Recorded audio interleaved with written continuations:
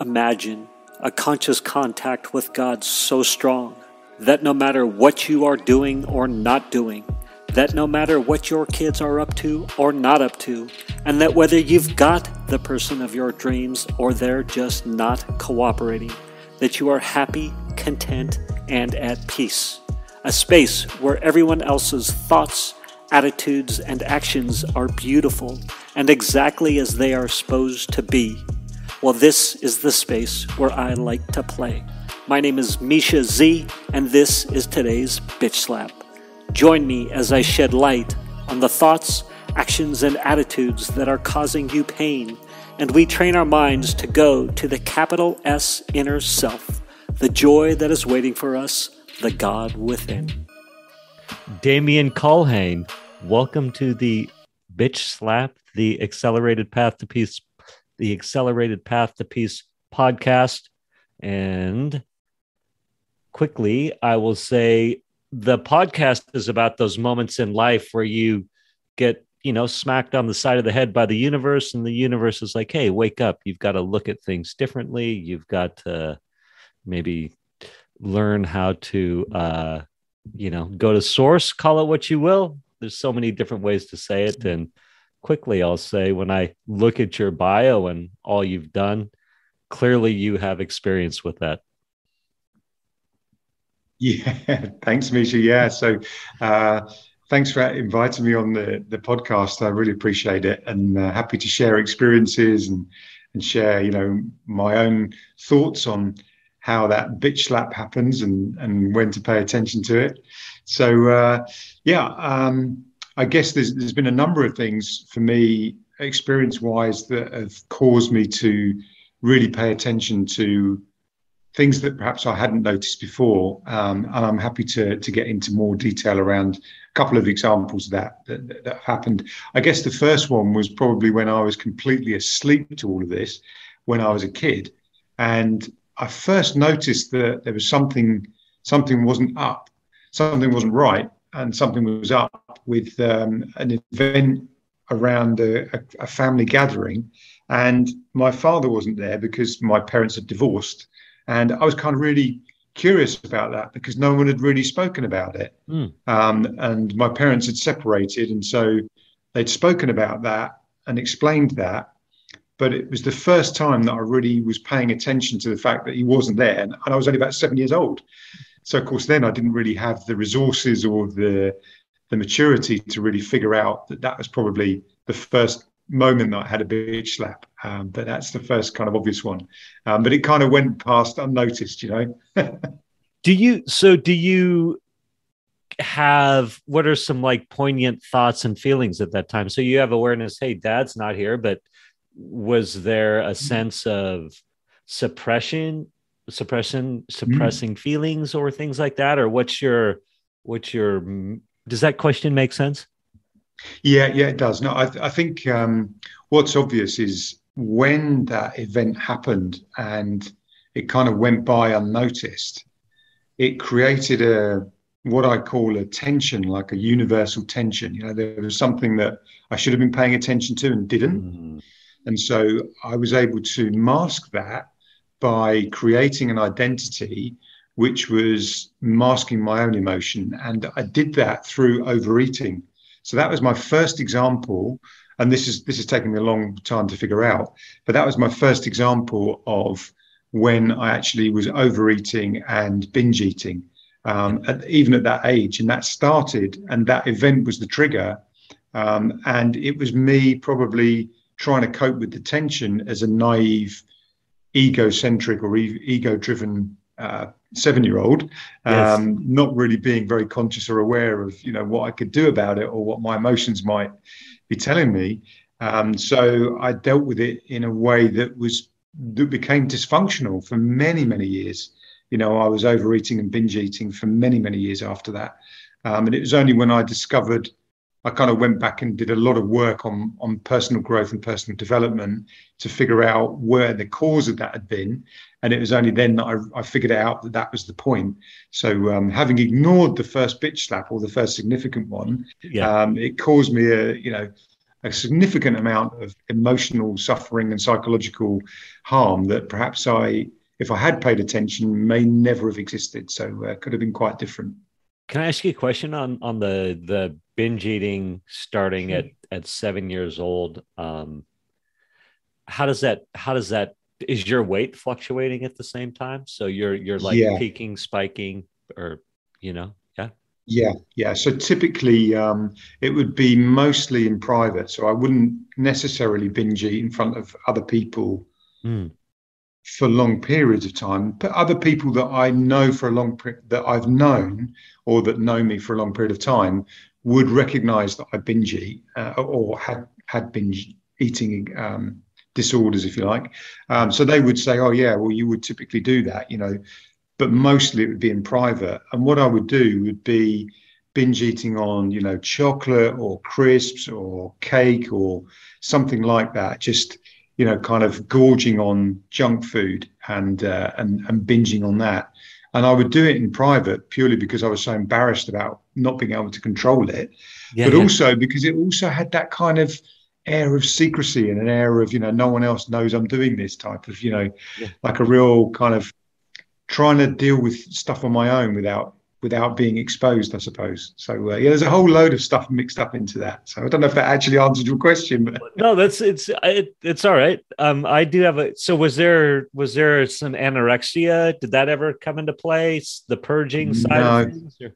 No, absolutely not. No, I would say when I've looked at people who experience things such as anorexia or bulimia, I think they're much deeper than what I'm actually doing. Sorry.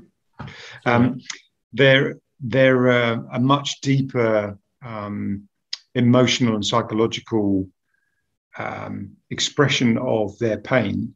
And I don't think I ever got to that point where it became, like a diagnosed thing. I just kind of bumped along through life knowing that, I enjoy binge eating on junk food and that sometimes my weight goes up a bit and then I'll lose a little bit of weight and then I'll put the weight back on again. And, just kind of, but interestingly, the habits that I formed and that binge eating and junk food became like an addiction.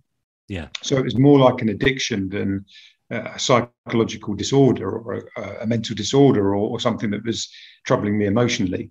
So it was like an addiction. And that then turned into other addictions. So that's what really became a problem for me. Not so much any kind of anorexia or bulimia, but the other types of addictive behavior that were triggered by that. Yeah. So that was almost like entry into the the addiction cycle. Did you let's just change directions just for 1 second, and I want to just talk about quickly how we met. So I just did this summit called the Tools for a Good Life Summit. One of the speakers I had on there was Janice Mulligan, and Janice Mulligan ended up writing a book called Power in the Pause, but she also was on the Ignite Happiness series with JB Owen, right? And then so I was rapping with JB Owen, say it however you want, talking with JB Owen, and JB Owen graciously introduced me to yourself, to a bunch of people. We could call this the JB Owen series, perhaps. Cool. So JB Owen, she helps people write books. She puts together this Ignite series. So how are you involved? And tell me what's going on. Let's start there. Tell me what's going on with JB Owen and fill in those details for us. Cool. Yeah, great question. So I met JB for the first time in about 2019. We're at an event called Mind Valley University, which was in Pula in Croatia. And it was absolutely amazing. It was great fun. We had a really good experience there. Basically, it's like a 4-week event where you're doing back-to-back workshops with some of the fantastic, most really best-selling authors in the world, some of the greatest wisdom that's shared. And there's probably about 1,000 people there. So you're Who's kind of behind Mind Valley? Who's behind Mind Valley? What's the guy's name? It's Vishen Lakiani is the founder. Yeah. Okay. So he created this whole business around personal growth and personal development with all these great authors that he brings together. So the Mind Valley University is an annual event, and I met JB there. In fact, actually thinking about it, I did actually meet her in Tallinn in Estonia the year before, but we didn't really know each other. We just kind of met each other, and she was getting married there. And so I kind of, met her, but then we really started to connect and form more of a closer connection when we were in Pula in Croatia the following year.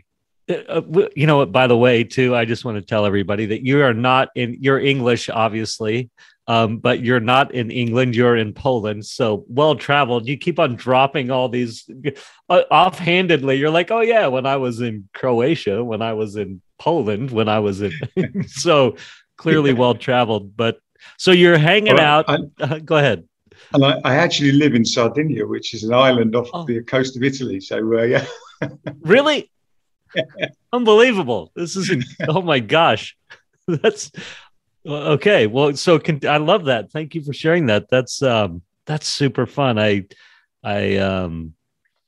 don't know if it's an English thing or American thing, but I think, America, we've got the United States, obviously, but it's very self-contained, and it's, I mean, yes, you can go to Canada, or yes, you can go to Mexico, but outside of that, it's like it's an ordeal. I don't want to say an ordeal. It's more of a process. Perhaps when you're in England, you've got a lot of access. Like I was in Iceland one time, and there were English people all over the place. Oh yeah, we fly here for the weekend, and I was like, wait, what? Right? Because you're super close to Ireland, or anyway. Yeah. Right, not Ireland, Iceland. Iceland, yeah. Sorry about that. Yeah. Tangent. So tell me about that. Would you agree with that? Oh, go ahead. Yeah. I mean, really, there was a big event that happened a couple of years ago, which is known as Brexit.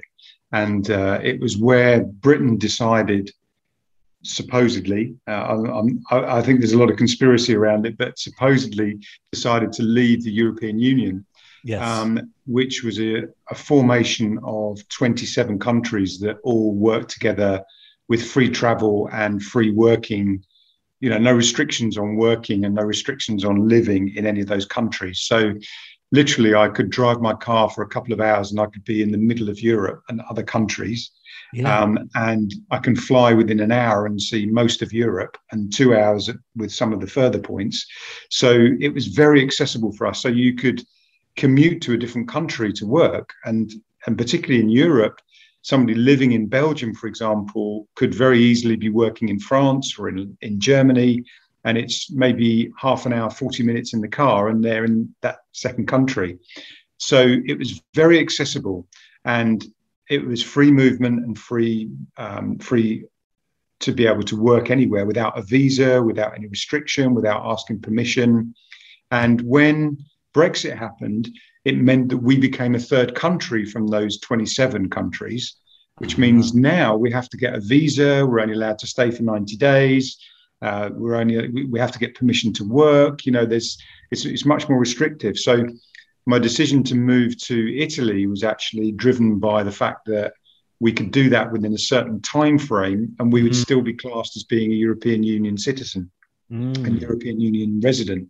So that was sort of timing. We managed to get there before all those sort of lockdowns happened. And then, of course, since lockdowns have happened, the traveling around those countries has become significantly harder.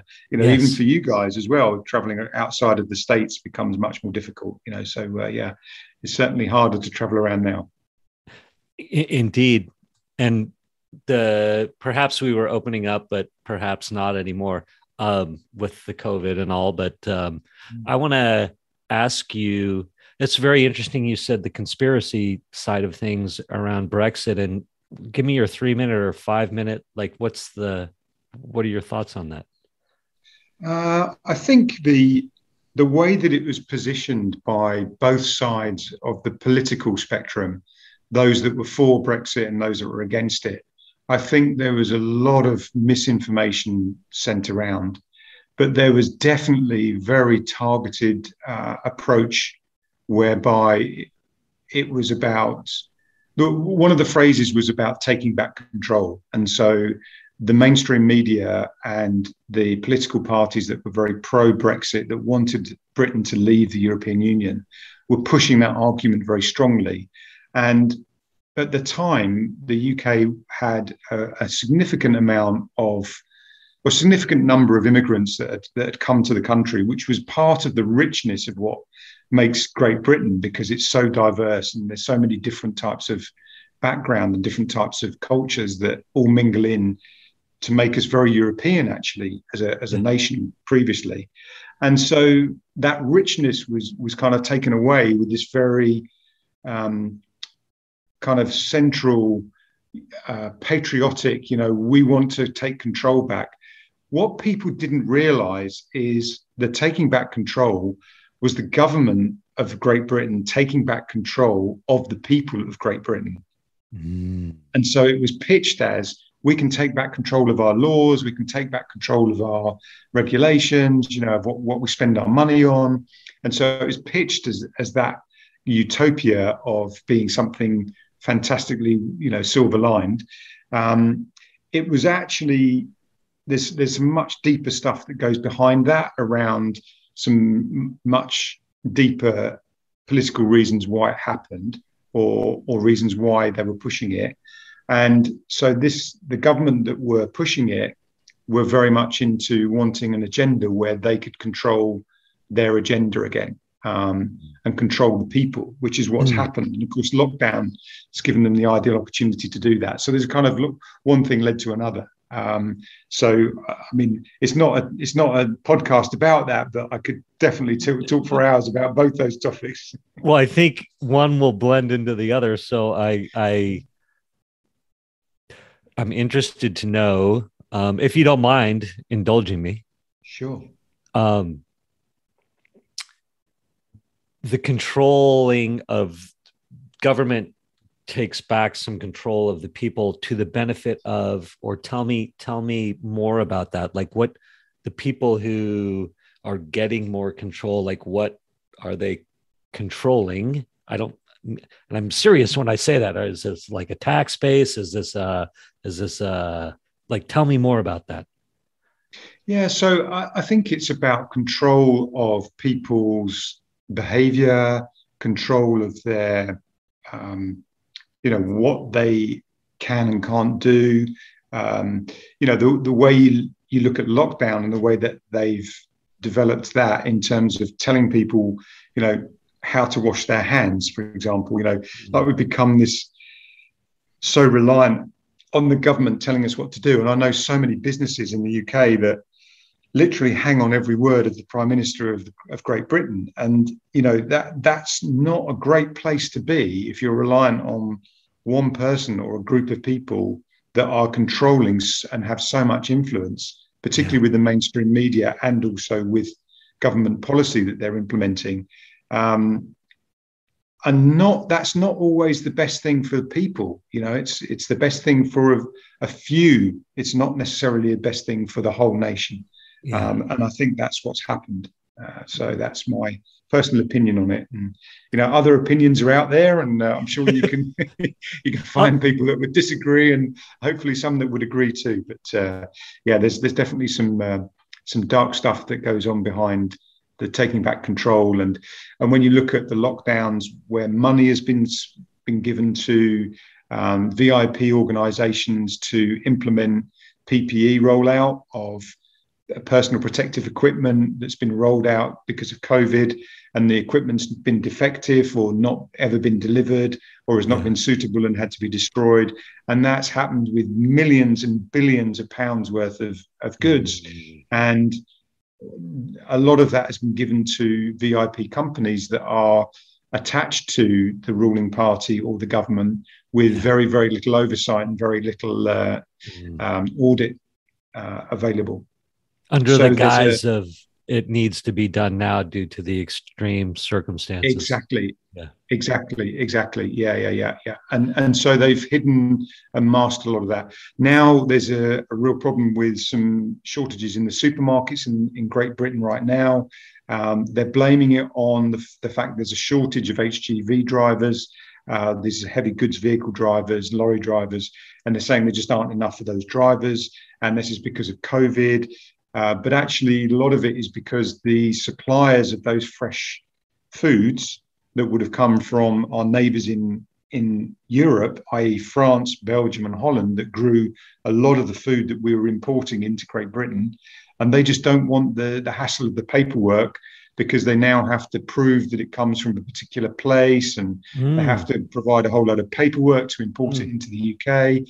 And why would they need to do that? The shelves in Europe are full. You know, you can go to a store in Europe and there's plenty of fresh produce and there's no shortage of fresh produce. But in Great Britain right now, they're having a real shortage of that type of thing, the fresh produce. It's interesting. I think what I love about this conversation is that on one hand, we could be talking about higher level things. When I say higher level, so for example, when I read your bio, you have, quote, when I tapped into the highest level of consciousness, right? So we could be talking about consciousness type things. But on the one hand, I love that you're clearly very interested and in tune with and educated on what's happening in those other workings. I'm at a loss for words of how to say it. Yeah, political workings, economic workings. Go on.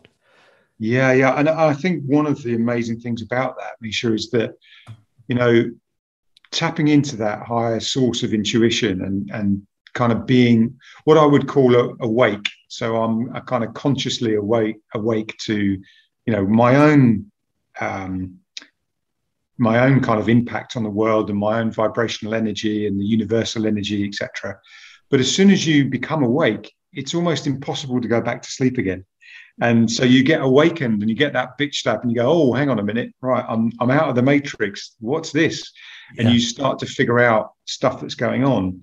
But because I then don't get influenced by mainstream media, or I don't get influenced by, you know, the messages that come from government, you can stand back and go, hold on, what's really happening right now? You know? And so I guess I'm just kind of a bit more aware. And what's interesting is that seems to be happening globally. There seems to be a lot more people that are stepping back and questioning things and going, hang on a minute, this is, you know, maybe there's something more to life than just buying into, you know, what we're being told by our political officials or by the mainstream media. Yes. And of course, the mainstream media has a very similar message. It doesn't matter which country you're in. There's often messages that are coming through that are the same from all these places. So, it seems very coordinated when you step back and watch it. Yeah, you know, it's interesting too. I sense, and I don't know, maybe you can validate this or speak to this, but there's, as media, like there's definite fractures in that system, right? And there's definitely that consciousness of people going, wait a minute, there's this, why am I buying into this message? And there's almost, it feels to me like there's pockets of panic, like popping up in the traditional mainstream sources of media, politics, things like that. Would you agree to that, or does that make sense when definitely. I say that? Yeah, definitely. Yeah, I think that if you look at the people who have the biggest influence in, you know, the media and in politics and in finances, have almost become drunk on their own power, you know, because they've had so much power in the last few decades and going back even further, probably centuries actually. And they've always almost become blasé about it to the point where they're doing it anyway. And so when people are waking up, they're suddenly going, hold on a second, you're gonna lock us all down, you're gonna restrict us from traveling, and we have to show you a pass if we want to go and eat out or go to a cinema, you know. And it's like, no. So people are waking up, but that causes confusion and causes tension for people, because when they suddenly wake up and they're out of the matrix and go, hold on a second, what do I do? Because they're just kind of like, well, I've just woken up to the fact that maybe these politicians have been lying, and maybe the financial guys are not the guys to trust, and maybe these messages we get from the media aren't actually independent, fully researched journalists that are, giving us credible information. Maybe these messages are coming from, a very coordinated place of greed, or of not even greed. Sometimes it's just this kind of sense of they're all part of that structure and part of that system. And when someone wakes up from that, it's suddenly like, well, where do I go? Who do I trust? Because now you get a new source of news, a new piece of information, and now you don't know whether to trust that, because it might be coming from somewhere new, but of course that's not credible yet.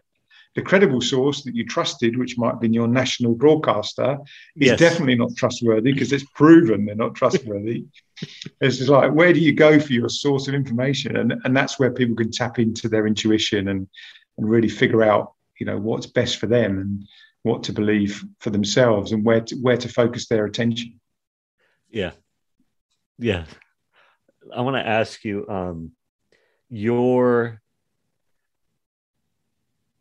with what you do, is coaching your main source of, is that your main business now? Yeah. I mean, I wanted to say actually that one of the things that significantly changed for me after meeting JB was becoming an international bestseller. So I've got 3 books that I was contributing to that became international bestsellers on Amazon with JB, and a whole bunch of other authors. So that was a really wonderful experience. So actually, I've just published another book recently this year on how to pivot your mindset post-lockdown. So I've kind of continued that whole writing theme. So I'm enjoying writing and coaching and doing training and speaking, etc. So that's my kind of main source. So as you're sort of getting, I don't know if notoriety or having success or fulfillment maybe is a better word, or you're all this cool stuff is manifesting over here, and you're more high profile, do you get pushback from like when we start talking about Brexit and things like that, do you get in the back of your mind, are you concerned? Are you like, ooh, I don't know if I should talk about this because the powers that be might start to give pushback? Or are you like, excuse my language, fuck you, bring it on? Or like, is there any of that going on in your brain? Yeah, of course. Yeah, there's always that dichotomy, because some of the organizations I work with are significantly involved in that whole marketplace. Yeah. So I've got to the point now where I'm almost to the point where I'm thinking, well, if they don't like my viewpoint and they don't like the fact that, okay, here's another topic. Sorry to throw another one in. For example, I would absolutely decline the vaccine for as long as I've got a pulse and as long as I'm breathing. Okay. I will decline it as much as I can, and I would encourage others to do the same. But that's an individual choice, and people have to make the choice for themselves. But if one of my clients turned around and said, you're not vaccinated, we don't want to work with you, I would say, I'm cool with that. That's fine. Whatever. I don't want to work with people that if they're that way inclined, So I would have probably 2 or 3 years ago, I'd have been much more sensitive to it and much more, I mustn't upset people and trying to please everybody, but I think I've got to the point and stage in my life now where I just think, do you know what? It's much more important things in life. It's much more important to be focused on the choices that you want to make that bring you joy and bring you happiness and bring peace to the world. And if I can do more of that and help others to do more of the same, then that's the people I want to work with, and that's the work I want to do. That's the work I love. Thank you for that. I just want to make a note on that, choices, peace, love, happiness, bringing that to the world. So those are beautiful, powerful statements and a great vision, I think. So thank you for that. And I think maybe it's a function of age for us, right? As we get older and we're like, wait a minute, like, heck with it. Like, that is the answer. That's what is important. That's what matters. So that's nice. What books And I'll let you answer to that or speak to that if you want for a moment. Yeah, I mean, I think what became obvious to me probably about 2 or 3 years ago was about my vision, and I was really tapping into that because I was kind of waking up from the identity that I'd created, which was hiding behind a mask, and I was suffering behind that mask. There was a lot of suffering that I was experiencing that I wasn't able to express or tap into why that suffering existed or what I could do with that suffering. And when I realized that there was a purpose to that, and there's a purpose to the suffering and why it happens, I was then able to step into the place of, okay, well, what am I going to do with that? How do I deal with it? And what am I going to do with it? So I was able to overcome that suffering that I'd experienced and heal that through a process of personal growth and personal development. And part of that vision that then came to me was, well, do you know what was really clear was I wanted to help others to heal their suffering. So the suffering was there for a reason. I had to experience it. I had to get through it. I had to work out how to overcome it. And now my role in life, my vision is to help others to heal their suffering. And I do that through helping them understand where they sabotage their life and where self-sabotage shows up in their life, why that exists, what they can do about it, and how they can overcome it and not be defined by their past, and to create a future they love. That's the type of work I do. Yeah, it's beautiful. Is it mostly one-on-one or group or combination? It's mostly one-on-one. Yeah, it's mostly one-on-one. And it's interesting because, it does vary between men and women, because men are generally not as conscious or as aware of their emotions or how they can deal with it or the impact it's had on them. And they tend to be much more, I just pull my socks up, I'll go and get drunk with my buddies, or, I just kind of get on with life. And we've got to just strive to be better and do more of what we love. Earn more money, whatever. Yeah, more chicks, exactly. Whatever it is. Exactly. Right. And I've done all of that, by the way. That was another one of my addictions, but there we go. That's another story. Yes. So, women are much more tuned into, do you know what, something's not right, and I'm not quite sure why, and I need to get to the bottom of it. And so they're much more into wanting to try to figure out how they can prevent these emotions or causing them harm or suffering. So they're much more attuned to it. I think so. And it's almost like they'll stare into it. They're like, it's coming at them, and we're like deflect. Right? Go around. Like, right. Like, I don't see that. So tell me, so you meet JB at Mind Valley. How many years ago was that? Or you may have met her before. Back. What's that? Say that again, sorry. Yeah, a couple of years. Yeah, a couple of years ago. A couple of years ago, and had not written any books yet. Was she the catalyst for your authorship? Well, actually, I had written one book before, which was a kind of business book, and it was more of a kind of tips on how you might want to deal with, gaining more customers or negotiating a better deal, or how you standard guy stuff. Kind of businessy type of stuff, yes. Very practical things. So, and it was very good. The books had fantastic reviews, and people really enjoy it when they read it. So that was about 10 years ago I wrote that one. But it was more of a kind of handy practical tip book, rather than a story. Whereas JB's books are much more around your experience and share that experience and tell us what happened, and then tell us what you did about it. So the Ignite series is a very powerful series of books, and it was a pleasure to work on them. It really was, and the whole team were a pleasure to work with. So your story is in some of those in that Ignite series in multiple places. So there's Ignite Your Life for Men, which was the first book I was writing in and compiling and contributing to. So that was Ignite Your Life for Men. Then there was Ignite Your Life Adventurous Spirit, which was all about travel and about how travel and your experience of travel has changed you. So that again was a really good one. And then there's Ignite Your Life. Crackers, I can't remember what the third one was, but the Ignite Your Life for Conscious Leaders. Sorry. Okay. So it was about leadership and how you become awakened to your responsibility as a leader, rather than saying, I wear the stripes, I've got the stripes on my arm, you do what I say, which is the old leadership from perhaps, the 80s or something. Yes. Whereas now it's much more, how do I bring the team with me? How do I share that vision? How do I get them to buy into that vision and be motivated to do something and to contribute to that? So that was more of the why. That. Yeah, exactly. That book was very powerful in that sense.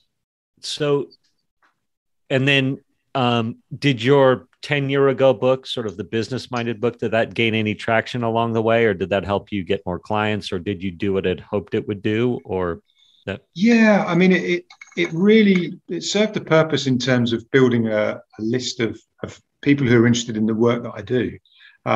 So it helped me to get established in that sense. So it was fairly modest in what it achieved. I didn't really set out to be any kind of international bestseller. I just thought, I'll write this book, and if it's helpful to a few people, that would be great.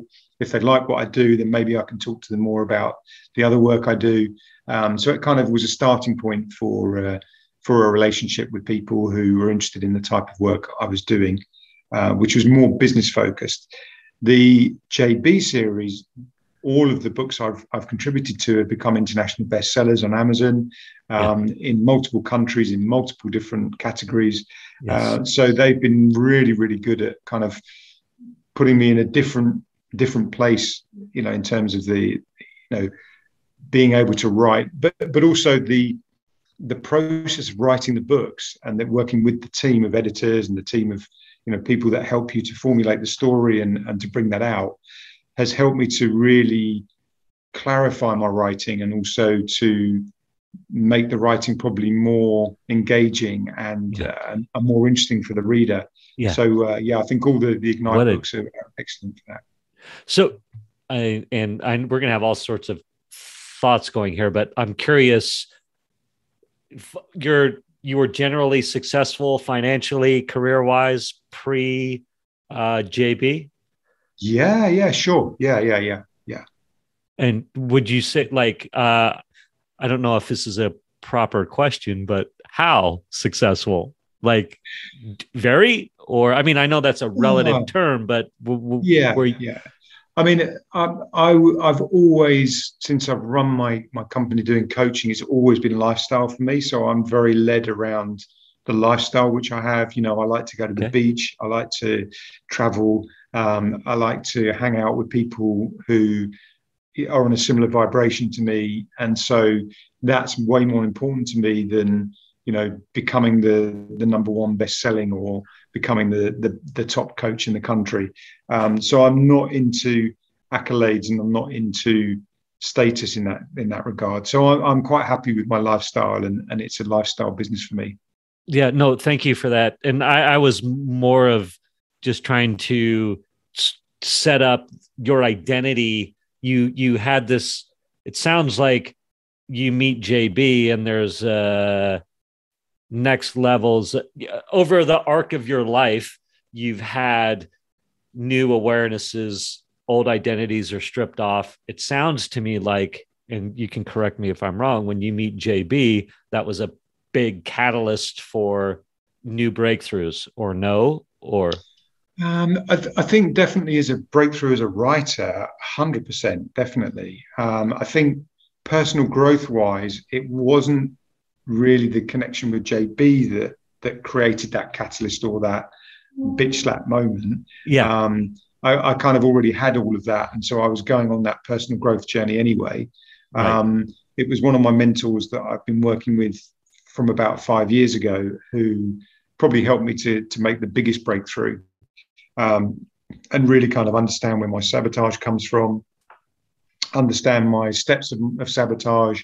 I've then gone on to study that and study the saboteurs to the point where I'm a certified saboteurs coach, if you like. I love it. Yeah. So there's a kind of whole load of stuff around that, which is probably more significant to my personal growth. I think what JB and the team were able to do is to help me to then articulate that and to share that in my story to the point where it can be meaningful for other people to read it and go, oh yeah, I understand that. I know where he comes from. That's just like I've experienced, and maybe share something that's of use. So it's definitely a catalyst for me as an author to share my work on a different platform. Yeah, I guess by the time you meet JB, for JB to be interested in your story, you've already had to have, I don't even know if that's the right way to say it. Perhaps you've experienced, let's take out the idea of right or wrong, right? I like stripping out the idea of right or wrong. But you've already had this transformational, this identity shift. There's so many different ways to say it. So by the time you run into JB, she's like, wow, Damien, you've got a compelling story. We need to, let me help you get that out there. Or I think that it would add value to what she's up to. I guess that's a good way to say it. Yeah, totally. That really is in a nutshell. That's really good, because if you're an average Joe and you're going through life without any, without waking up to what you're capable of, or what your true gifts and talents are, or what you're here to create in the universe, then I guess there's not a lot to share. So yeah, it's about kind of having something of interest to others that's of value that brings it. Because I think JB has had people where she would invite them to contribute their story, and the story doesn't appear in the book because it's just not inspiring, or doesn't have that kind of bitch slap moment where somebody's ignited the possibility. So I think there definitely has to be a synergy and a connection. Definitely. And so if I heard you correctly, money has never been you've never had to strip away sort of the financial illusion or the shiny, like for me, there's been that sort of financial ideal that once I was able to let that go, which I love the idea of letting things go. It doesn't mean you won't get it. It just means you don't care anymore. Right. It was just kind of a fun concept, but it sounds to me like you've perhaps through the arc of your life have been more driven by lifestyle, flexibility, freedom, travel than I'm driven by this illusion of financial success. Am I stating that right? Yeah. I mean, when I was younger, I loved material things, and I like to have nice cars, and I like to have, nice gadgets and things. And so when I was younger, I was probably much more interested in that and led by those sort of choices. So, if it meant I could change jobs and get a better car and more salary, I would have done that through my career. And I guess I would have put that down to ambition and striving for something, more than I had. But now definitely the focus is much more around, relationships are much more important, and the ability to be able to travel and hang out with the people who are on a similar vibration, that's much more important to me. Where I live in Sardinia, I live a couple of miles from the beach, and one of my favorite pastimes is walking on that beach. So if I can create opportunities to do that, I would far rather do that than be trying to be the number one coach in the UK or Europe or something. That's just not in my field of vision at all, Yes, I love that. Thank you for that. So we've managed to avoid a lot of what makes your story so juicy. So you had this eating compulsion, the binging and the weight fluctuation, and just hiding behind this food. As I read your bio and such, there's some alcohol, perhaps drugs. Sounds like you dropped the little nugget that you've partaken in. Obsessive compulsive relationships with the ladies. Oh yeah. Yeah. But that has been, but you've sort of transcended all those things. as best we can as humans. So I look at things from a recovery angle. When I say recovery, 12-step, right? I've been involved in, I've been clean and sober for decades now. And what has helped me do that has been, 12-step stuff. Do you have any of that in your life, or was it sort of transcending the food thing, transcending the alcohol thing? Speak to that. Yeah, thank you, and congratulations, by the way, on being sober for that length of time. It's a great achievement. So yeah, it's thank you. Very admirable to your commitment. I know a lot of people that have been through the 12-step program, and ironically, here's a funny story. My great aunt in Ireland, she was actually one of the founding members of Alcoholics Anonymous in Ireland, and so there's a really, really, really funny connection. Yeah. But I've never been through the 12 steps. And I guess I always tried to manage my addictions, probably largely on my own and in secret. So I was always trying to cope with them on my own. Okay. But they never really became such a problem that I couldn't function. I was always able to function. So if you're, binging on eating, or you're binging having relationships that perhaps I was making very poor choices. I made some very poor choices through my addictions, but it didn't become dysfunctional to the point where I was losing everything, or my house was on the line, so it never became that kind of serious, I suppose, for me. Where it became, where the kind of turning point for me was in 2005. My youngest son was diagnosed with a life-limiting condition, and that was truly a bitch slap moment that you would never ever want anyone to experience. It was like just this sudden wake up of, wow, what just happened? And it all happened almost as in slow motion, and it was kind of happening slowly, but at the same time it happened so quickly, and I was being strong and positive, strong, resilient, and in emotion wise for everybody else in my family, and being positive and putting on this kind of mask and this identity that it was okay, we're going to get through this, everything's fine. But on the inside, I was crumbling, I was crushed. And so the addictions became worse at that point. And like I say, I was making really poor choices, not some of those choices I'm not proud of at all. But the time that it then worsened was when I separated from my ex-wife now. We separated about 10 years after that event. And in the end, I became so addicted to my own negative emotion because I was really sad about what had happened, about the relationship. I was sad about my son's condition. I was guilty about not being able to spend time with him. All of those things. So there was sadness, there was anger, there was a fear, all of those negative things were present for me. And I got to the point where I was addicted to that.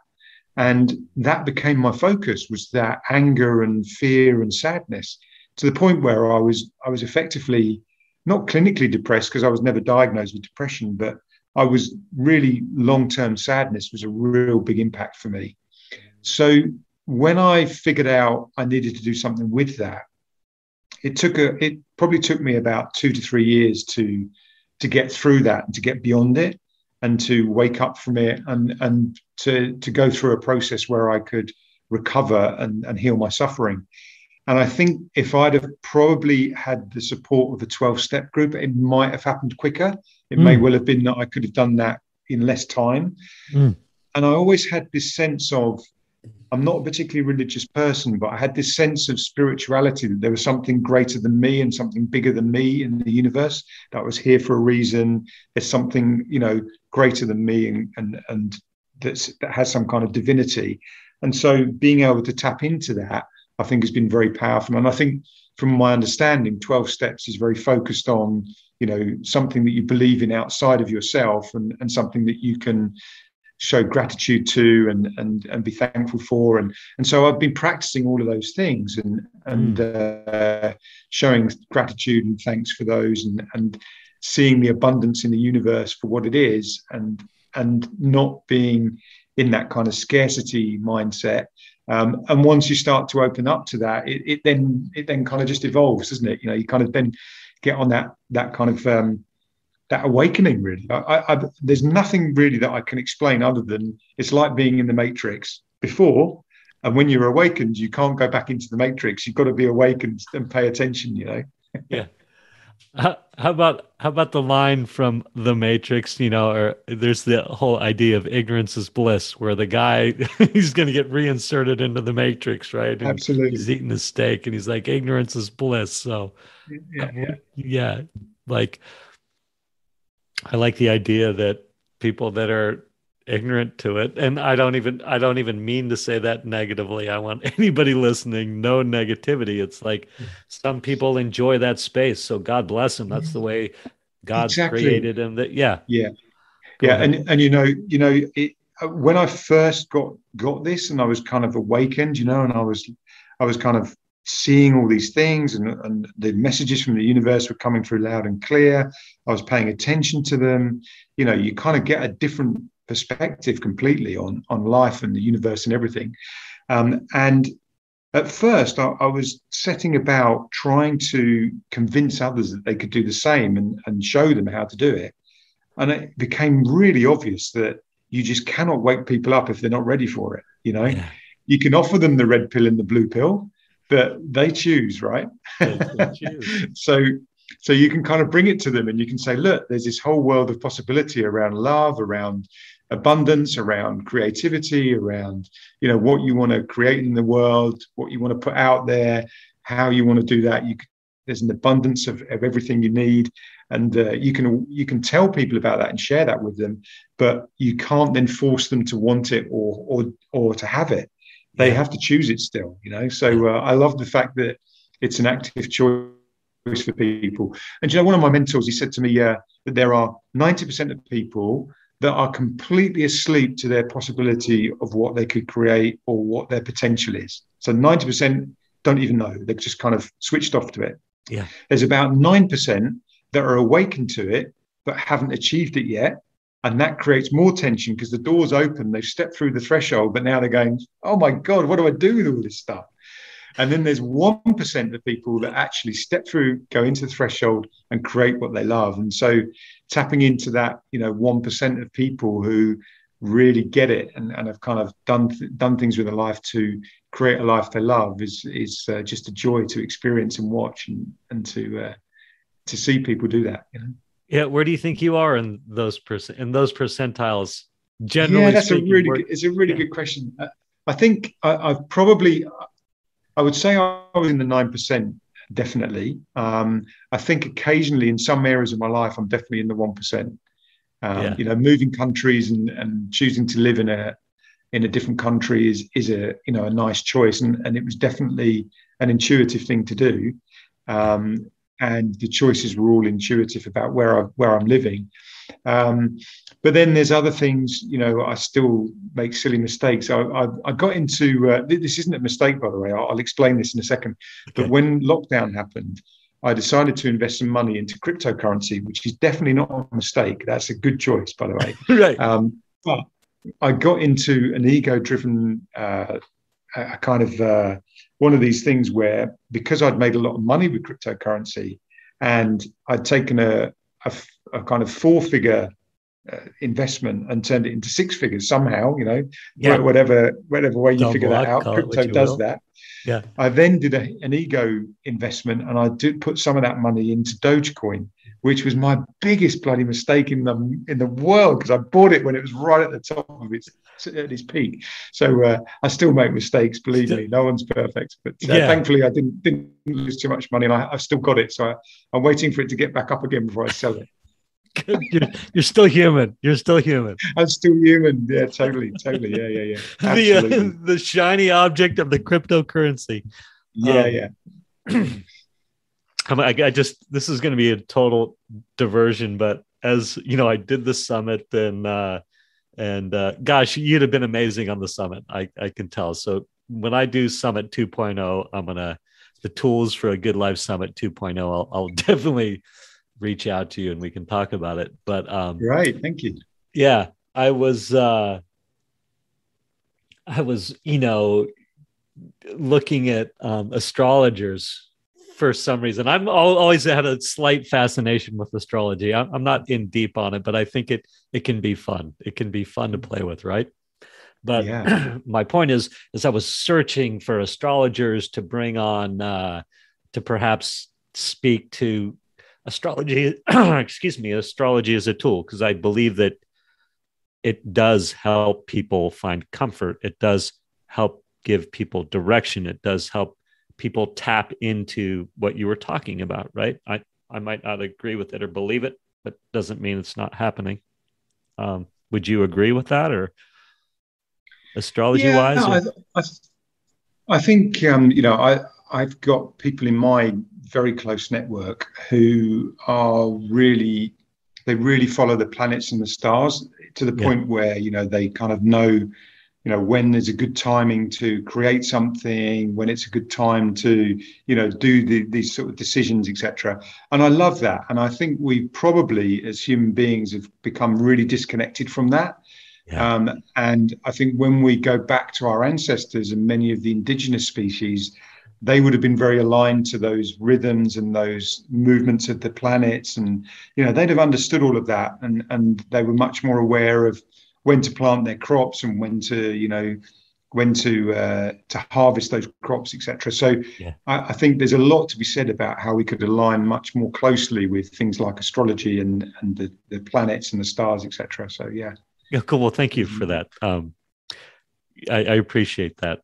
And so in my research, there was this whole section of like fledgling astrologers or even sophisticated astrologers who had gone deep into the cryptocurrency, man. And I Oh, was like, yeah, yeah, that was the point of that story. I was like, oh my gosh, this is fascinating how that cryptocurrency thing took over a lot of people, man. And like you could see like I saw astrologers that had certain messages, and then it was just all about time. And I'm not good or bad or indifferent. It's just interesting to see the yeah, phenomenon. But yeah. use astrology to time your your buy sell points. And I was like, oh my Yeah. god, this is very. Anyway, I don't know. Just a funny. Humans are funny, man. We are a funny creature. Yeah, yeah, yeah. I wanted to ask. Well, gosh. Quick, I want to say, who was your 5 year ago mentor that you referenced? It sounded like you're very passionate about this individual, and Yeah. he or she really, yeah. Yeah, so I went to one of his events for a kind of one of these 1 day free events, where he'd pack a couple of hundred people in the room and he'd talk about his experience and his Who is kind it? of teaching. I'll come on to it in a second. I'll Oh, share okay, his name. good. Yeah, So, yeah, good. Thank you. yeah.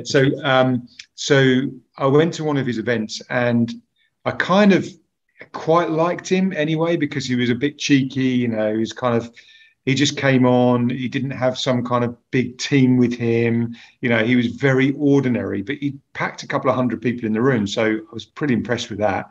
And then he did this kind of, pitch at the end of the day where he says, "Oh, actually, if you want to come and work with me, this is the next level."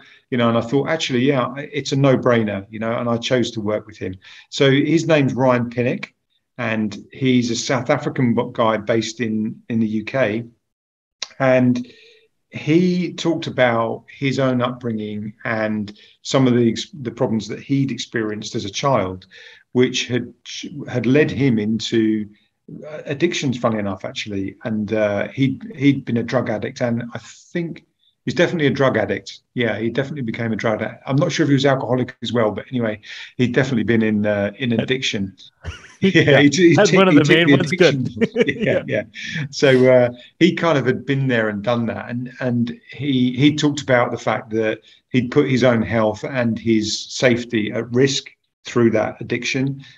He'd made very poor choices through that addiction, and I really kind of got that, and I was like, oh yeah, well I've done exactly the same. I've put my health at risk. I've put my safety at risk. I've made poor choices, and that really resonated. So as I got to work with Ryan over a couple of years, I got more and more into the work that he does, and was teaching some of the work with him, and would go and be a part of the team with him. So he was definitely a very influential person in my personal growth, for sure. So yeah, and that's a lot of the work I do now I've learned from Ryan. So yeah, he's been very good at helping me in healing my own suffering. Fantastic. So significant before and after. Like there was, Yeah. there was Damien Definitely. pre, Damien post, Yeah, Ryan. yeah, definitely. Oh, that's cool. Definitely. Yeah, yeah. Yeah, awesome. And so that was about 5 years ago you stumbled across him. Yeah, exactly. Yeah, I was going through quite a lot of the suffering myself, and I'd got to a point where I was just like, you know what, I'm now addicted to my own sadness, and I'm fed up with feeling crap all the time, and sitting at home feeling sorry for myself. I better get out and figure out some stuff. And Yeah. I'd read all the books. I'd read so many different personal development books. I'd been on other workshops, and this one was the most significant that really got my attention. And actually, it was when I started to tap into intuition, because he's really good at teaching how to tap into intuition. That's one of his core specialities, is teaching it how to tap into your own intuition. That's amazing. That's beautiful. I love that idea of, and I try to do that a lot. I try to a lot of my practice is to tap into that intuition that you're talking about. Frustratingly for me, a lot of times it's do nothing. And I'm like, oh, wait. I'm like, wait, what? I want stuff now.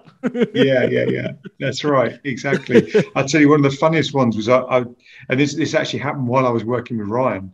And I went to visit my son in hospital. He was having one of his annual checkups, and I went to see him, and he was staying in overnight for a checkup on his condition, which is a life-limiting condition called Duchenne muscular dystrophy. So he has annual checkups on his heart and his lungs and on his muscles, etc., and his medication. So I went along to see him, and whilst I was in the building, I needed to go to the bathroom. So I visited this bathroom, and part of the building is a very old Victorian hospital in London, right next to the very famous children's hospital, Great Ormond Street Hospital. So his hospital that he was in was just next to it, or just behind it. So I went in this Victorian part, and the bathroom is a modern converted part of the hospital, which has been modernized and updated quite recently. So it's this beautiful new, kind of bathroom with all shiny, all brand new, clean, and nice condition. And I walk in there, and as I'm washing my hands, as I'm finishing up, I look up, and there's this beautiful stained glass window, absolutely gorgeous, with the lead in it and the coloured lights, and looks absolutely gorgeous. And the other side of this window was a brick wall. And I just thought, well, it's nice that they kept the window, but isn't it a shame that it just looks onto a brick wall? It was a bit silly, really. Yes. I didn't think much more of it. So anyway, I went about my business. I said cheerio to my son, and I went on to working with Ryan about a week or so later at an exhibition in Kensington, which is this great big exhibition hall. It's like, all these big exhibitions happen. And he had a stand there, and I was helping him. And at some point I had a break, went and had some lunch, sitting chatting with a guy in this little cafe. I stood up to say cheerio to this guy, and I'd been sitting underneath a window that was bricked up. So the other side of this window, there was a wall. I was like, really? Twice in 1 week, Anyway, didn't think anything of it, right? I just kind of went about my business. About a week or so later, I'd been traveling. I was in Switzerland. I was training some scientists on how to tap into a different level of thinking for design thinking. And there's about an hour at the end of the day where they do a big exercise. So I went to the bathroom, washing my hands, and there's a blooming window that's bricked up. I'm like, no ways. This is like, 3 windows that are bricked up. This is crazy.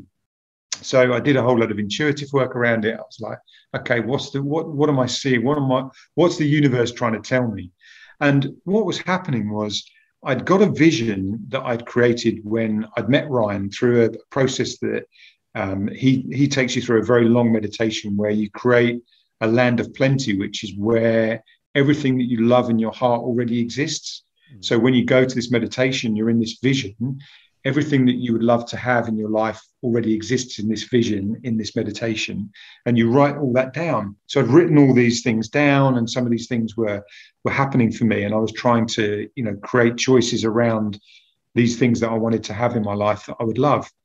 And one of those visions was about teaching or sharing this work around intuition with people who have experienced something very similar to me, where their son is diagnosed with the life-limiting condition of Duchenne muscular dystrophy. Mm-hmm. So I want to be able to teach that and to be able to help parents who have that situation where their son is experiencing something similar. Mm-hmm. So that was my vision, was to heal their suffering and to heal the suffering of those families. But I wasn't actually doing anything with it. I was blocked. I was kind of stuck with it. So I was basically, I could see what the vision was. I wanted what I would love to create, but I could only see what was in front of me, which was, I need to earn money, and I need to do this, and I need to do that. And I was very busy with all the stuff I was looking at today. So what was obvious was the reason why the universe was showing me these windows that were blocked up is that I couldn't see beyond what was in front of me to see my vision and connect with it. So when you kind of get that and you get awakened to it, you're like, okay, now I understand. Yeah. So these messages are coming through all the time, every day. You get this stuff. The universe is trying to communicate with you. It will tell you stuff all the time. You just have to pay attention and be present. And when you can do that, you can tap into some amazing relationships, some amazing choices that you want to make, and you can realize that the joy and the happiness that you seek, the fulfillment that you're looking for, that connection to that higher source is already there. You're just not seeing it. So once you awaken to it, you can start to actually receive it. I love that thought that it's there. We don't have to find it or create. It's there. Just can we strip off some of the stuff? So real quick, this meditation that brings you to I think you said, did you call it the land of plenty, or what did you call it? I think it's actually, I believe it might be an African, because he's from South Africa, so he knows a lot about that culture. But I think it's actually in either indigenous American or maybe African kind of philosophy around this land of plenty. Cool. So everything that you love already exists. I love that. And I'm curious, do you go into that meditation with do you try to get set up to go into that with no preconceived notions, get rid of the preconceived notions of what's there? Yeah, you have to go in. I love that. So you go in from a place of innocence, basically, we call it, and you kind of go into being almost like an innocent child, where you've got nothing. You're not got any expectations. There's no past. There's no future. You're just in this present moment, and you step into that place from what your heart would love to create, and you're there without any judgment or without any kind of preconceived ideas. So that otherwise the ego creeps in, and then you start creating, perhaps I'd like a jacuzzi, and perhaps I'd like this and that. You start putting all the material objects back in there. So all right, so that's beautiful. So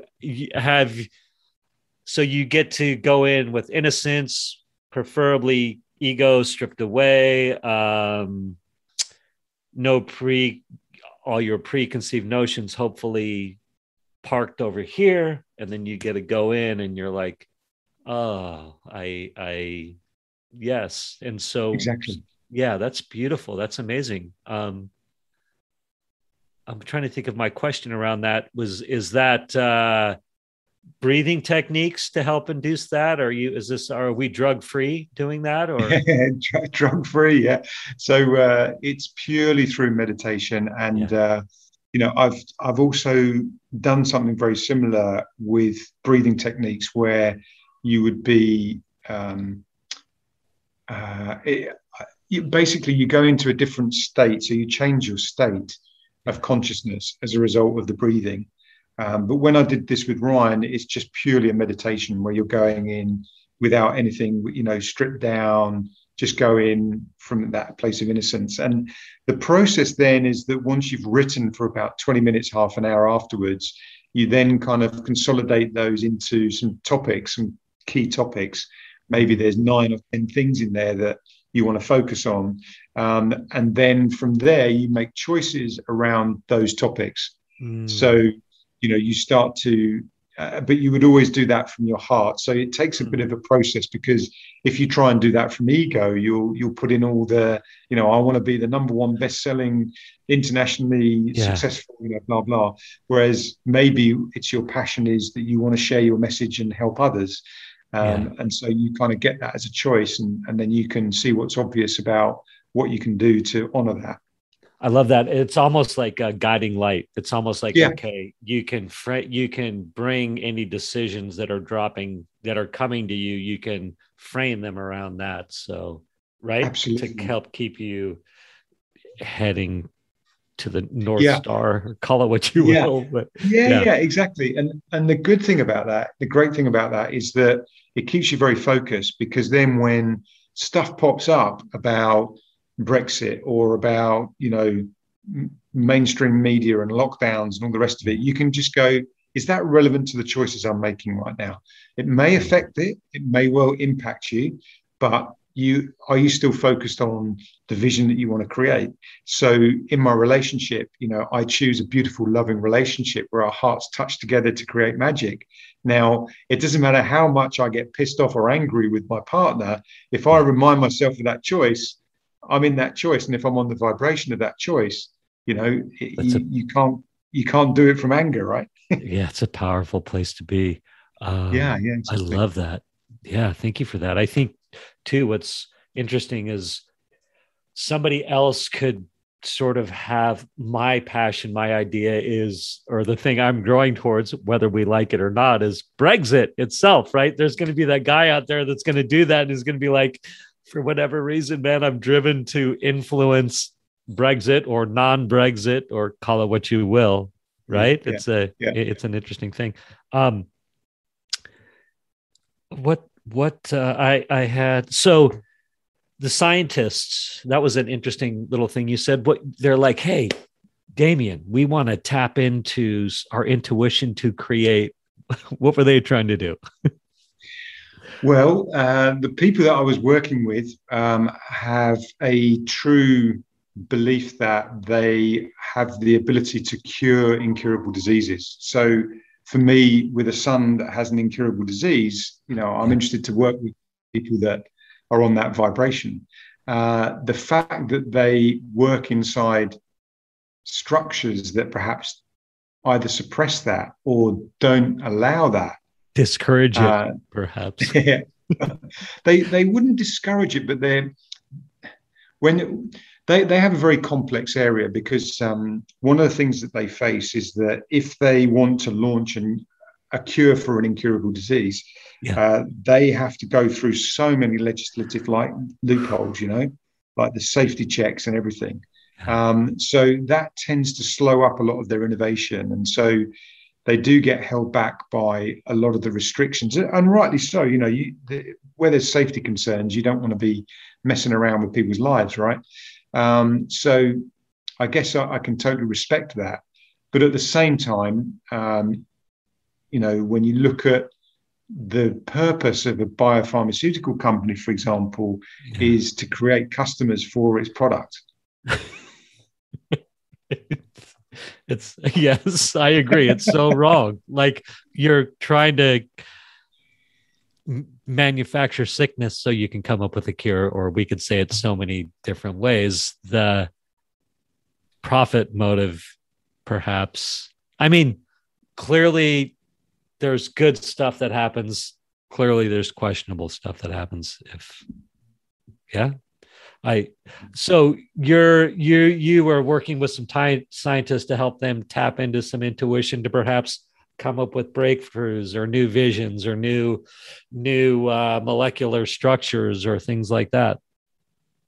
Yeah, I think the other thing about working with scientists is that they are incredibly intellectual people, incredibly clever.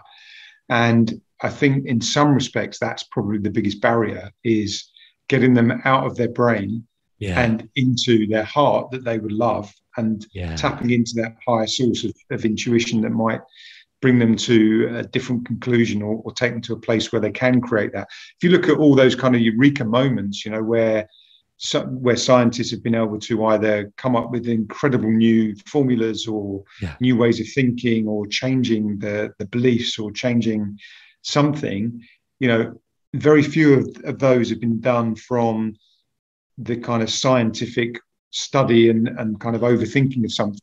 They tend to be from a different level of consciousness, I like the way you say that. I think we can close the loop on the political thing. I think if what I heard you were saying, the political drug company thing, is that they almost don't want a cure because the system is in place to monetize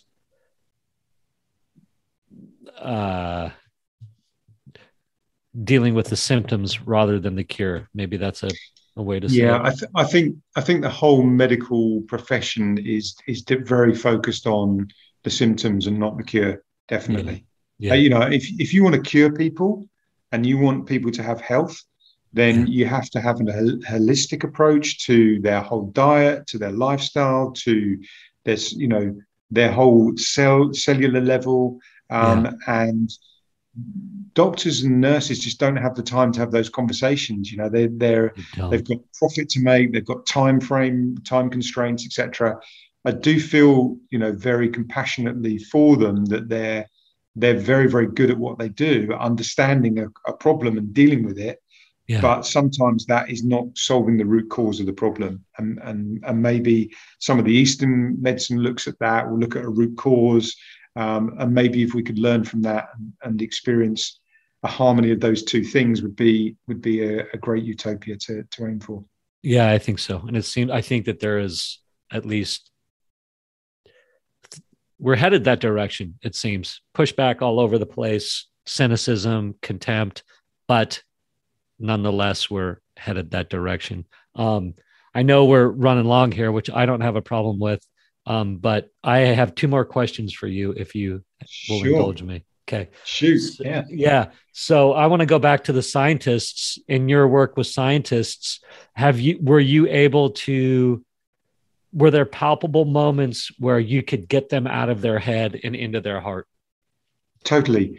Not only is it possible to do that, the ones that wake up in that reality and from that reality, they're the ones that are asking for the book recommendations, and how do I do this and how do I do that, and so they kind of pop, and you watch them, you can see them in the workshop, and you can go, oh yeah, okay, they're popping. And the other ones that are cynical, judgmental, overthinking, analyzing, rational, they're just not getting it. And so there's always a mixture. And incredibly intelligent people are very, very good at understanding complex situations and getting it, and they'll understand it. But it doesn't mean that they understand themselves or how to tap into that intuition. And so that's a completely different sense of understanding and education, completely different. And they've probably gone through the whole education process in a very methodical, very rational and logical way. And you can't tap into your intuition in a logical or rational way. Your intuition comes to you when you tap into a different level of consciousness. Albert Einstein summed this up beautifully, and his quote is misquoted often. The quote that's misquoted is, "You cannot solve today's problems with the same level of thinking that created it." But what he actually wrote in his essay was, "You cannot solve today's problems with the same level of consciousness that created it." So he was talking about shifting your level of consciousness way back in the 1930s, like nearly 100 years ago. And so when you understand that and say, okay, well, if I've got a problem and an issue I'm trying to solve, I can't solve it from my ego and from fear or sadness or anger. I've got to shift my vibration to tap into a higher source to be able to solve this problem. Yeah. It's good. That's good. I love the 12 step stuff was the same around that time where it was coming to fruition. A lot of like, you'll hear the name Bill Wilson, Dr. Bob, sort of the founders of AA. They were into some deep thinking.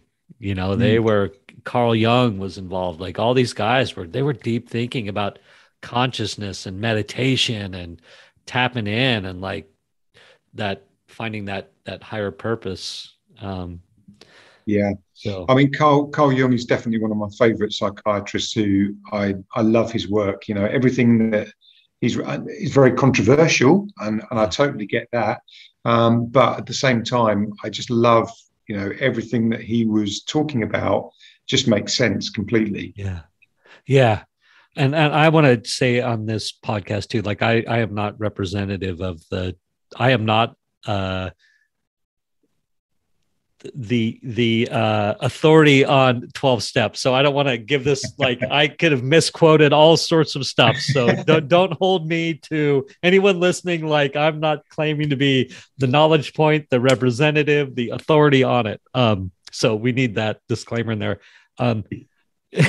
I wanted to say, like, somebody who's listening and goes, wow, Damien's talking about breaking through self-sabotage behaviors.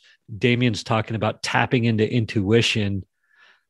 And we've got somebody who's listening who's like ready for that, but round one, right? Like, what like in 5 minutes, like give me like steps somebody could do to go play with this or start tapping into some of that intuition if they feel like that would be useful. Yeah, sure. So I think the starting points are always to get out of the head and into the heart. And one of the quickest ways to do that is to be in nature, because when you start to be present in nature, you can pay attention to what the messages are and what the universe is already telling you. And nature is a great way of being able to really tap into the vibration of what the earth is all about. One of the quickest ways to do that is to remove your shoes and socks and walk barefoot on the grass or the sand or wherever you can get barefoot on some parts of the earth. And it will ground you so quickly that your heart rate actually aligns and slows down very, very rapidly, to the point where you can lower your heart rate as a result of being present in nature and being grounded. So that gets us out of our head and in our kind of logical, I've got to do this, I've got to do that, and all that kind of stuff that distracts us, into really being present with what we're a part of, and that we're part of something much greater than just ourselves. And so start to really explore that. One of the books which is extremely complex, unfortunately, but has a great deal of teaching inside of it, is called The Kybalion. And the Kybalion is a really, really powerful sense of, kind of some principles that we can perhaps live by or learn from and understand. And many of the great philosophers in this world have used that as a kind of a source of their teaching. So it's a great way to tap into what's possible for the universe. There's some kind of principles of the universe almost. Yeah. What are the Kybalion, and what was her name? Who wrote it? You said? The Kybalion is actually by the three, I can't remember exactly what it's called, but it's based on the work of Hermetic. So it's Hermes. Oh.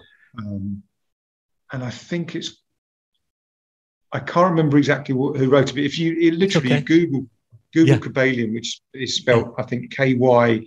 There might be a double L in there somewhere, but Kybalion with a KY at the beginning. As soon as you Google that, you'll get stuff popping up. So you'll see it. Yeah. Cool. I love it. The place. And so there's a free version on YouTube that you can just listen to. And actually, I'd read it a couple of times and I still didn't understand all of it. And I listened to it a couple of times, and by listening to it on YouTube, I actually got more from it and started to understand it more. So have a go with it. It's quite a complex piece of work, but it's worth it.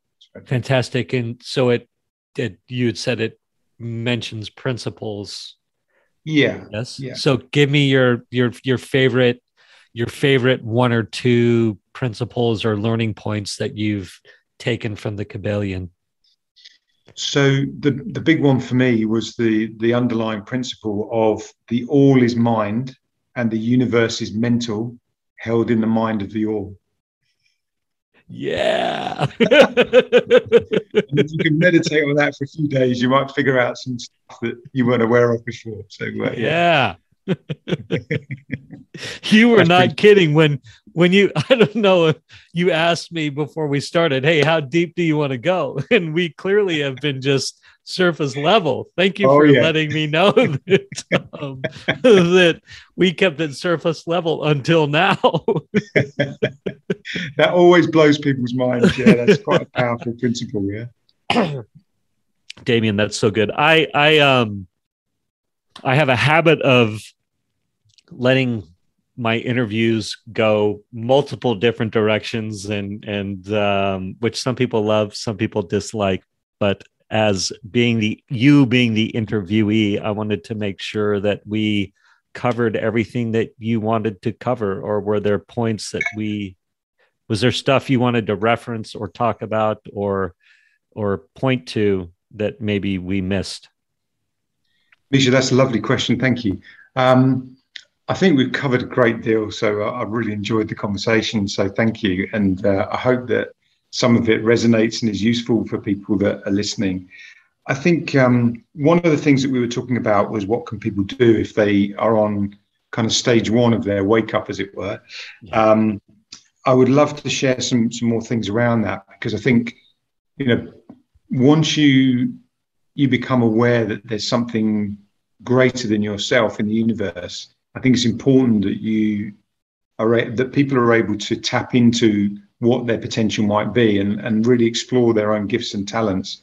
And, understanding your uniqueness in the world is very, very important, because when you look at the probability of you actually being born, the probabilities are very, very small. When you look at, there's something like, and I'm probably going to get these figures completely wrong. So again, there's a disclaimer with this. I'm not going to quote the exact numbers, right? But I'm going to give it a rough idea. Okay. There's something like 350 million sperm that get released during intercourse. And of that, there's something like 49 million of them that actually make it into the place where they're meant to make it. Mm. And of that 49 million, one of them is successful at ovulating one of those eggs that is in the female. So the chances of you actually being born are, like really, really unique. You become a unique individual when you're born.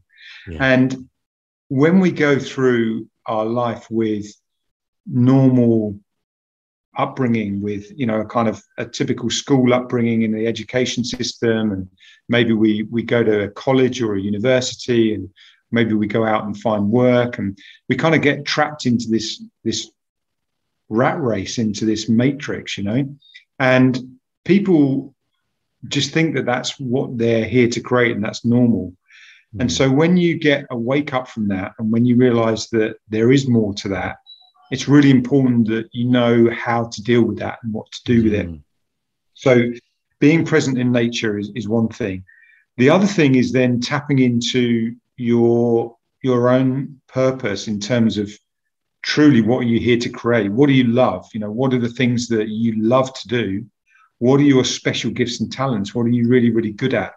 And when people can start to see, well, I'm really, really good at this, whatever that unique gifts and talent is, and they have fun and pleasure doing it, and they can make money doing that, or that the world needs it, then they can really start to serve the universe with their special gifts and talents and contribute something very unique to the world.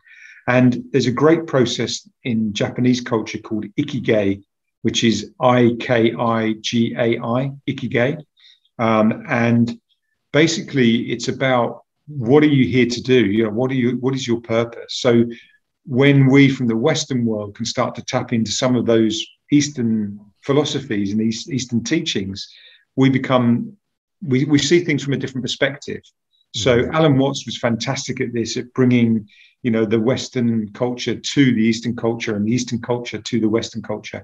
So he was explaining things from a perspective of how people could maybe tap into some of those Eastern philosophies and wisdom and that ancient wisdom and use it in their Western life. So I think we need to pay attention to that and study that and really start to be curious about that whole teaching around, ancient wisdom that's there. We've just forgotten it. We've got to remember it. That's all we have to do. We have to remember it.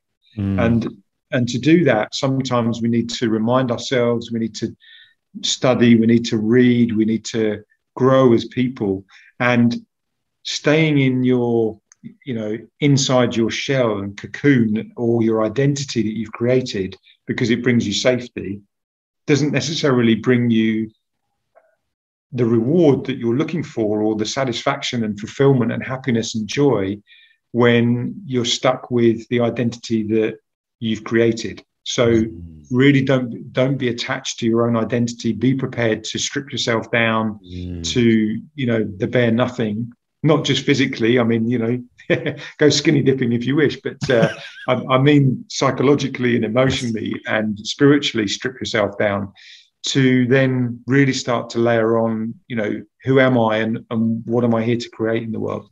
And that's a beautiful thing. If more people could understand that journey and be on that journey, it's a very rewarding place to be. Thank you for that. Just want to let that be there for a second. Yeah. Entry levels. So get in nature, take your shoes off, walk in the sand, walk in the grass. Take the effort to make that happen too. I think I heard you say it's so perhaps I walk out my front door and there's no grass or there's no sand or there's no dirt to walk in. Take the small effort to find the park, to find the green belt, to find the space where I can do that, to ground and connect. Yeah. And nature is amazing because nature is very powerful at creating things. It's very powerful at maintaining things, and it's very powerful at destroying things. And we see that with, everything in nature is about creation, maintenance, or destruction. And it's the same with our own lives. It's about what are we here to create? What are we here to maintain that has a purpose, that has meaning, that contributes? And what are the things that we need to destroy and leave behind? Maybe an old identity or a belief that's stopping us, or something that's stopping us from tapping into the courage and the vibrational energy that we need to be on to create the relationships we need, the attracting the right people into your life, attracting the right opportunities, seeing the abundance in the universe that's there and tapping into that. And it is around you, you just got to pay attention to it. Yeah. Thank you. I believe that as well. I think this the way to end this is to say, if people want to jump on this journey with you, they can go to Damion Culhane. That's DamianCulhane.co.uk. That is one way to find you. Yeah. Correct? Is that the best way to find you? Yeah. Also, I do host a podcast called The Self-Sabotage Show. Okay. So they can tap into that in Spotify and Apple and Google and all those places. So yeah, jump on the podcast, have a listen. If there's something that resonates with people, they can learn something about sabotage.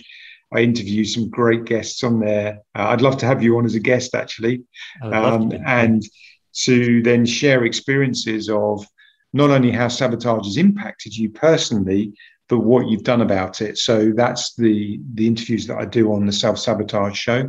And some people might find that useful. And then there's the books as well. They can tap into the Ignite books and read the stories and some of the inspirational experiences that the other authors have had and that I've shared. And hopefully that will inspire people to share their story as well. Fantastic. And you referenced another book that you have out recently or are working on, or? Yeah. No, it's a new book called How to Pivot Your Mindset Post-Lockdown. So it's designed to help people to see things from a different perspective of maybe seeing things that cause their survival brain to kick in to, try to protect them and look for safety in a time when there's a lockdown and a global pandemic, etc. But actually, how you can tap into what you can truly love and what you can create, even if that stuff is going on. How to pivot your mindset and be able to, be present and not be stressed out by what's been happening. Yeah, I love that. You use it as an opportunity to pivot. Yeah, exactly. And to pivot. springboard Yeah, forward. exactly. Yeah. Exactly. Yeah, fantastic. And so I was going to say, give me a top book that our entry level individual could start with, and you gave us the one that a high what did you call it? The Kabbalion? That sounds like that's maybe a little more advanced, but who knows?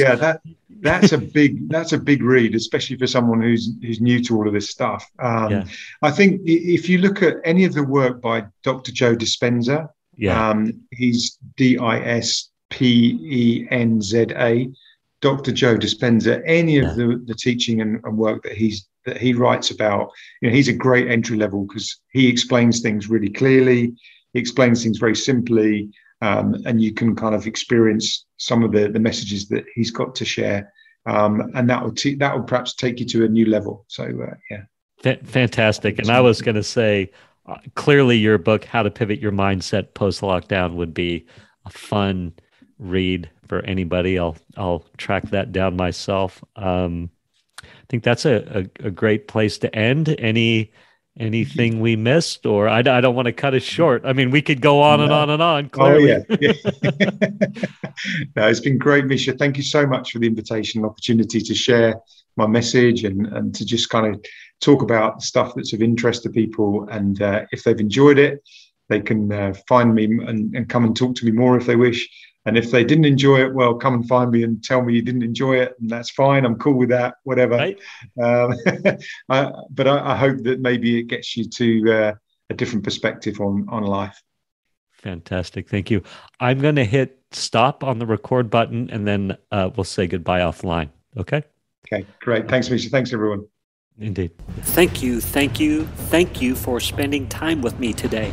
As someone who is committed to growth and service to this world, I so appreciate your willingness to come with me, go within, and serve our world through change.